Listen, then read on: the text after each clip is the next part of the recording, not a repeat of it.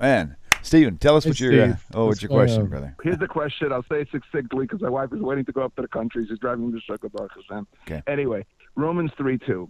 What is the deal? To the Jews are given the oracles. If that's the case, then Paul should go to Florida, put on his socks and sandals, and retire, because everything he says is not within the purview of Yiddishkeit, of Judaism. Everything is against adding and detracting. So if it's given to the Jews, then listen to the Jews. Then stop with this foolishness. Was that written by Paul, or somebody else sneak that passage in? Anyway, that's my question. Thank you so much. Yeah, that's a great question. Okay, Stephen, go and hang up now. You can tune in for your Thanks. answer. Thanks. Bye-bye. Bye. I'm going to say this straight away. Paul wrote Romans. You could be sure of that. Now, when I say Paul wrote Romans, let me phrase that in a way that's clear. Whoever wrote Galatians wrote Romans. Whoever wrote 1 Thessalonians wrote Romans. So Paul wrote Romans, it really did. And not only that, Romans is very unique in many ways. First of all, it's the last of the indisputed letters of Paul. It's written at the end of the 50s. And Romans is also unique because it's written to a place that Paul never visited yet. Okay, so when Paul wrote the book of Romans, just the style, the way the titles are, is when you wrote a book in the Greco-Roman world, frequently the title of the book was who's the recipient of the book. So the recipient of the book of Romans were churches in Rome. There's another thing about the book of Romans that's very unique. It was written to a Jewish and non-Jewish audience, meaning Christians who were made up of both Jews and non-Jews. And in the book of Romans, Paul's addressing both of them. So Paul is presenting his case to a church he's never been to before, to people he has not yet met. In the book of Romans, Paul is going to be doing a lot of this because, remember, the recipient of the letter are Jews and non-Jews. So he can't just put the thing in drive and go unrestrained because he has Jewish people who are listening to this as well. In Galatians, he could say the most obnoxious things about the law. Who is he speaking to? Former pagans, members of churches in what is today modern-day Turkey. He created those churches. Many of these Christians had went in a direction he was not happy with. They came under the sphere of influence of Christians who held that you had to keep the law, and he didn't like that. But here, this is a completely different situation. Here he's speaking to people, and it's a mixed group. And if it's a mixed group, you have to be careful what you're saying. What you're going to find in Romans is not only does Paul speak to Jews, example very famous is Romans chapter 7, where he speaks to Jews and tells them that they shouldn't keep the Torah. Unbelievable. And what this one person did, so much damage in the world. He brought such avodah zarah, such idolatry in the world. He brought such destruction to the world. He was such an enemy of the Torah of Moshe Rabbeinu. Such a wicked personality. One wicked personality can bring so much destruction.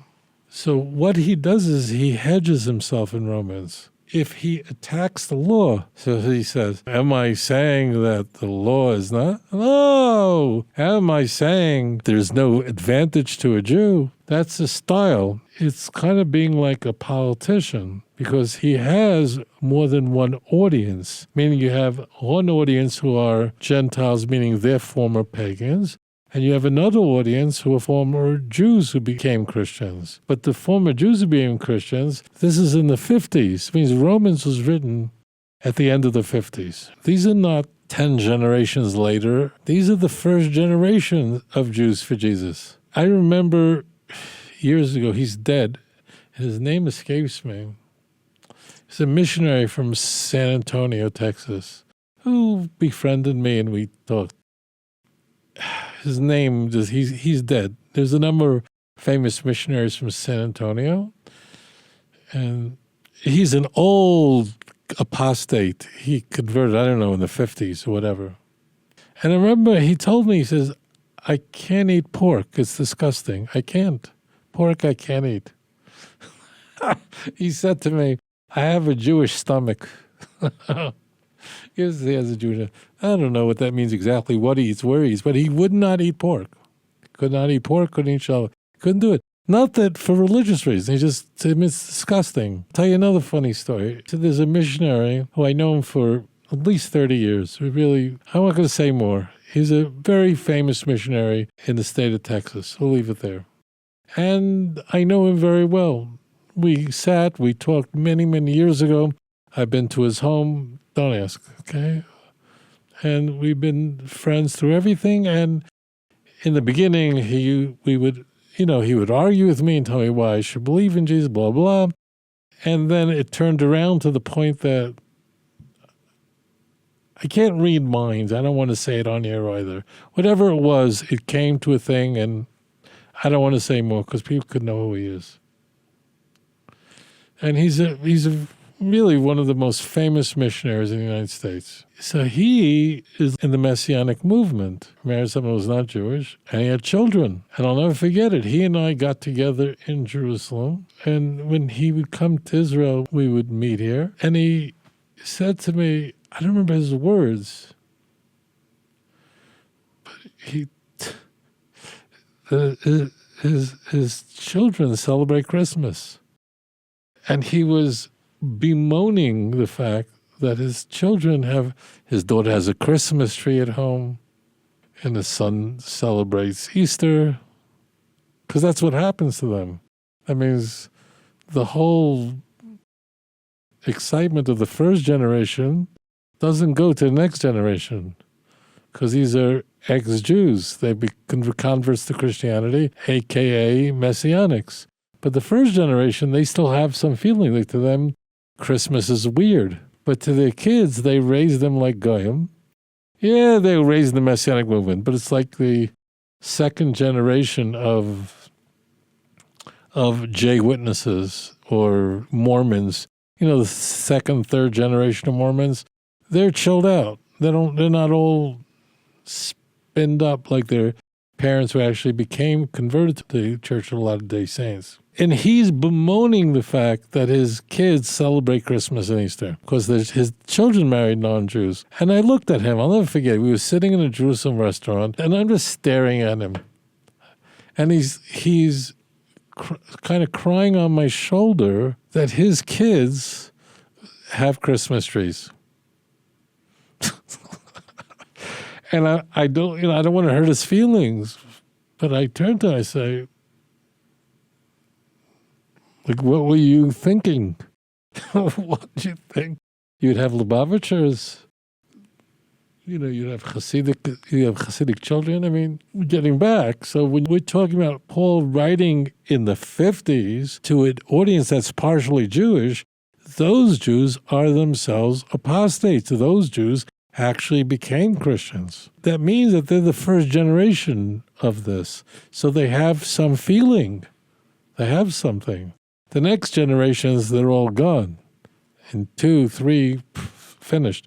They have no covenant. So that's why Paul speaks this way, because Paul knows in Romans that he has to be careful not to say that God's done away with the Jews, and the drivel that he lays out in Galatians 4, that the Jews are the children of Hagar, and all that craziness, and cursing people who are circumcised in Galatians 5 and 6. So you won't see that in Romans, because the Jews who were the recipients of this letter, they themselves were circumcised, right? So therefore, he can't quite talk that way.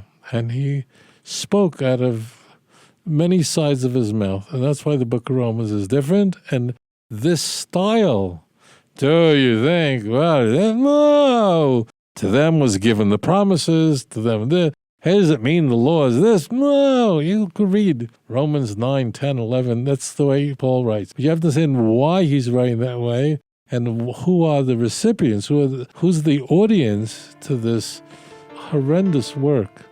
It's done so much damage. My heart is so broken for all the Christians out there who look to Romans as a guide written by one of the most wicked people who ever lived. Oh. All right. Thank you, Steve, for your question. אדון עולם אשר מלך בטרם כל יציר נברא ואת נעשה בחפצו כל אזי מלך